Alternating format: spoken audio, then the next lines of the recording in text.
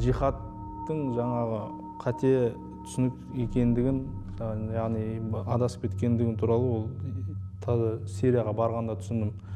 Өзім көзіммен жихадтың қандай екенін көзім жеткеннен кейін, яғни мен ойлаған жихад ол жихад емес екенін сол кезде түсініп, Сирияға барғанда түсіндім ол қателескенін. Мен жаңа интернеттен, әр жақтан басқа шетелдің нелерін проповедник дейді, солардың тыңдағаннан мен Қазақстанда жаңа теолог, имам, жаңа соларды уже бидаат, олардың айтып отқандары қате, яғни олар Абу Ханифамен деп айтады, бірақ өздері Абу Ханифаға соответствие етпейді деген нәрсені ұғынғаннан кейін мен оларды қабылдаған жоқпын, тыңдаған жоқпын, мешітке барып ұйыған да жоқпын. Қазір енді осында келіп, жаңа мен ислам қабылдаған кезде мен шын мойындау керек, ол кезде білім аз болды Қазақстанда.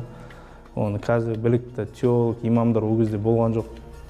Енді қазір мен келіп теологтармен, имамдармен сұхбаттасқанда, уже қазір 10 жылдап жаңағы Аль-Асқарда оқып келіп жатыр, мысалы. Уже білімдері жеткілікті екенін көзім жетіп жатыр да, уже біраз білімі бар, біраз нәрселерге уже көздері ашылып, халыққа жеткізе алады. Арабшасында айтып береді, мысалы. Араб тілінде кітаптарды переводтап шығарып жатыр, мысалы, бізде Нұрбалар медресесінде. Қазір кішкене ислам жағынан, алхамдулилля, жақсы болып келеді. Жағдайды алдын ала білгенде бұндайға тап болмас едім, бірақ енді білім ізденіп, қазір яғни кім попалысын тыңдай бермейтін енді, әркімді, мысалы, кім жақсы сөйлейді екен, шақалы ұзын екен, мысалы, араб екен демей, қазір көзді ашып, ақ қарасын ажыратып, әр жер, мысалы, әр мемлекетте өзінің салт дәстүріне байланысты, мысалы, шешімдер шығарылады. Мысалы, Саудия шетелдің нелері, мысалы, үкімдері Қазақстанға жүрмеуі мүмкін деген сияқты. Сол үшін қазір білімді жетілдіріп, мысалы, мүмкін медреседе оқымадым ол кезде. Қазір жастар кейде ойлайды, біз пайғамбардың заманында өмір сүргенде жақсы болар ма еді, пайғамбардың қасында жүре бермедік деп.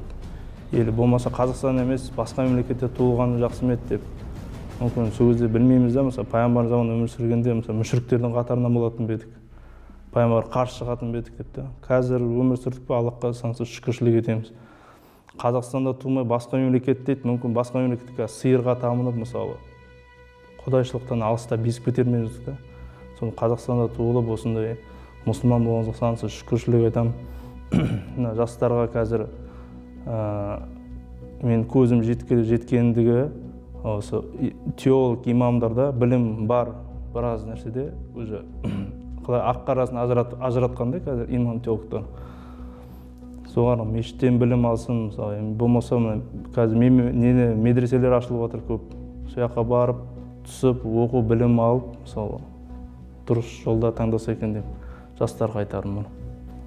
Алда жоспар аман есен босап шықсам, артта өсіп келе жатқандай 5 жасар ұлым бар, ол өзім сияқты басқа жат ағымға түсіп кетпесін деген ниетпен соны дұрыстап тәрбиелеп, отанымға адал қызмет жасап, көмегін тигіземін.